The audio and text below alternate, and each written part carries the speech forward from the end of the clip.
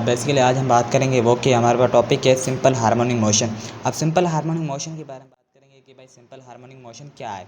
सबसे पहले मैंने बात की है डेफिनेशन की बात की भाई सिंपल हार्मोनिक मोशन क्या है। तो देखो भाई सिंपल हार्मोनिक मोशन एक टाइप है किसकी, ऑसिलेशन की या वाइब्रेशन की, वाइब्रेटरी मोशन की।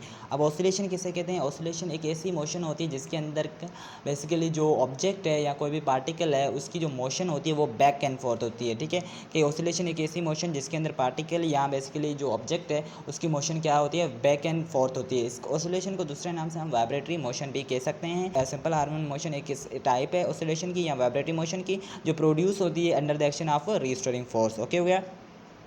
अब देखो यहाँ पर हमारे पास एक्सेलरेशन है वो डायरेक्ट प्रोपोर्शन है डिस्प्लेसमेंट के साथ, कि एक्सेलरेशन जो है वो डायरेक्ट प्रोपोर्शन है नेगेटिव ऑफ डिस्प्लेसमेंट के साथ। तो भाई अगर आप चाहते हैं कि भाई सिंपल हार्मोनिक मोशन, देखो कोई भी हमारे पास मोशन है उसमें अंदर आप देखना चाहते हैं कि भाई ये हमारे पास सिंपल हार्मोनिक मोशन है या नहीं, तो कुछ हमारे पास नेसेसरी कंडीशन है जिसकी बुनियाद पे आप देख सकते हैं कि भाई ये हमारे पास मोशन अगर एग्जीक्यूट करिए मोशन सिंपल हार्मोनिक मोशन, तो हमारे पास कुछ कंडीशन है जिसको देखकर आप बता सकते हैं कि ये हमारे पास सिंपल हार्मोनिक मोशन है या नहीं। सबसे पहली कंडीशन ये है कि जो सिंपल हार्मोनिक मोशन के अंदर जो रीस्टोरिंग फोर्स है वो डायरेक्ट प्रोपोर्शन होती है डिस्प्लेसमेंट के साथ, कि जो रीस्टोरिंग फोर्स हमें कहते हैं कि एफ जो है वो डायरेक्ट प्रोपोर्शन होता है माइनस एक्स के। कि यहाँ पर मैंने माइनस क्यों यूज़ किया, क्योंकि according to the Hooke's law के जो रीस्टोरिंग फोर्स जो क्या होती है नेगेटिव होती है किससे, डिस्प्लेसमेंट के साथ। ओके हो गया। अब एक तो कंडीशन ये होगी, अगर ये हमारे पास कंडीशन मिल जाए तो हम कहते हैं सिंपल हार्मोनिक मोशन। और सेकंड हमारे पास कंडीशन ये होती है कि हमारे पास इसके अंदर हम प्रूव अगर किसी भी मोशन को देखना चाहते हैं कि भाई ये जो मोशन अगर हो रही है कि कोई भी मोशन है अगर क्या ये हमारे पास सिंपल हार्मोनिक मोशन है या नहीं, तो उसमें हम क्या देखते हैं कि ये कंडीशन देखते हैं कि अगर हमारे पास एक्सेलरेशन डायरेक्टली प्रोपोर्शन हो जाती है नेगेटिव डिस्प्लेसमेंट के साथ, कि एक्सेलरेशन डायरेक्टली प्रोपोर्शन हो जाती है किससे, नेगेटिव ऑफ डिस्प्लेसमेंट के साथ, तो हम कहते हैं ये हमारे पास सिंपल हार्मोनिक मोशन होती है। लेट्स से तो हमारे पास एक मैंने ये 3 डायग्राम बनाए जिसके अंदर मैं आपको बताऊंगा कि ये जो मेरे पास सामने जो मोशन ये जो डायग्राम बनाए हैं कि इसके अंदर जो बॉडी है अगर ये मोशन कर रही है क्या ये हमारे पास सिंपल हार्मोनिक मोशन है या नहीं, इसको हम प्रूव करेंगे।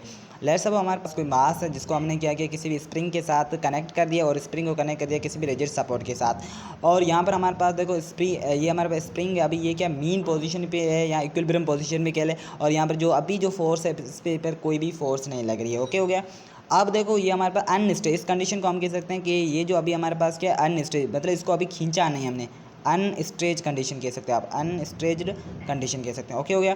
अब आपने क्या किया, इस स्प्रिंग को इस डायरेक्शन के अंदर खींचा, कि जब आपने इस स्प्रिंग को किस डायरेक्शन के अंदर खींचा, जब आपने इस स्प्रिंग को इस डायरेक्शन के अंदर खींचा तो बेसिकली स्प्रिंग ने क्या किया, डिस्प्लेसमेंट कवर किया जो है क्या हमारे पास एक्स है। ठीक है, तो ये हमारे पास क्या है, यहाँ पर आपने इस क्या किया अप्लाइड फोर्स, मतलब अप्लाइड की फोर्स, और बेसिकली इसने स्प्रिंग ने क्या किया डिस्प्लेसमेंट एक्स कवर किया।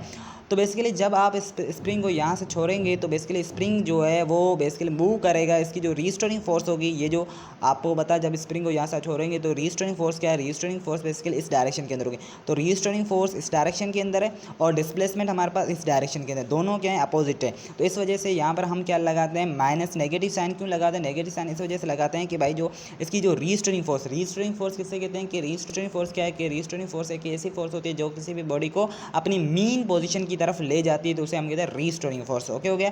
तो रीस्टोरिंग फोर्स बेसिकली हमें पता है कहाँ पर होगी, यहाँ पर टूवर्ड द मीन पोजीशन की तरफ होगी, हमें पता है टूवर्ड द मीन पोजीशन की तरफ होगी, लेकिन डिस्प्लेसमेंट क्या है हमारे pass away the mean position.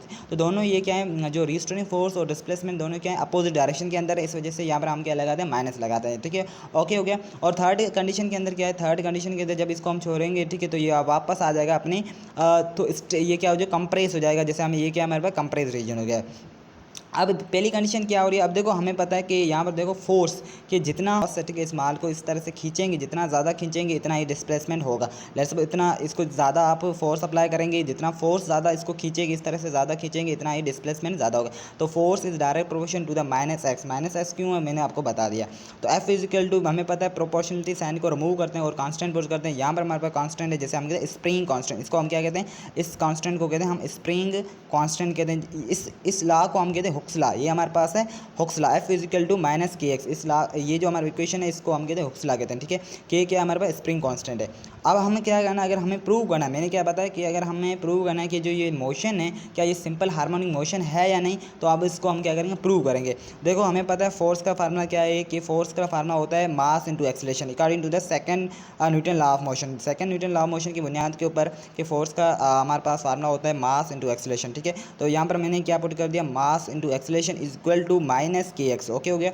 अब हमें क्या मालूम करना, हमें एक्सेलरेशन मालूम करना है। तो देखो मास यहाँ पर मल्टीप्लाई हो रहा है, यहाँ पर आकर डिवाइड हो जाएगा, तो a is equal to minus k x divide by m, okay हो गया।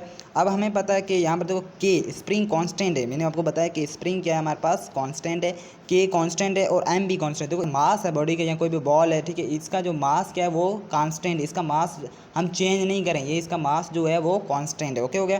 तो के और एम दोनों क्या है, कांस्टेंट है। तो यहाँ पर मैंने लिखा दिया कि के और एम हमारे पास कांस्टेंट है, तो हम कह सकते हैं कि भाई जो एक्सेलरेशन है वो डायरेक्ट प्रोपोर्शनल है डिस्प्लेसमेंट के। क्यों, के और एम हमारे पास कांस्टेंट है, तो इस वजह से जितना हमारे पास डिस्प्लेसमेंट होगा उतना ही क्या होगा, एक्सेलरेशन होगा। तो बेसिकली ये प्रूव हो गया कि ये जो हमारे पास जो मोशन है वो क्या है, सिंपल हार्मोनिक मोशन है। क्यों, क्योंकि मैंने आपको बताया था अगर किसी भी, अगर ये हमारे पास ए डायरेक्ट प्रोपोर्शन माइनस एक्स, अगर आप मोशन किसी भी मोशन के अंदर देखते हैं तो आप समझ जाते हैं कि ये जो हमारे पास बॉडी है वो एग्जीक्यूट कर रही है सिंपल हार्मोनिक मोशन।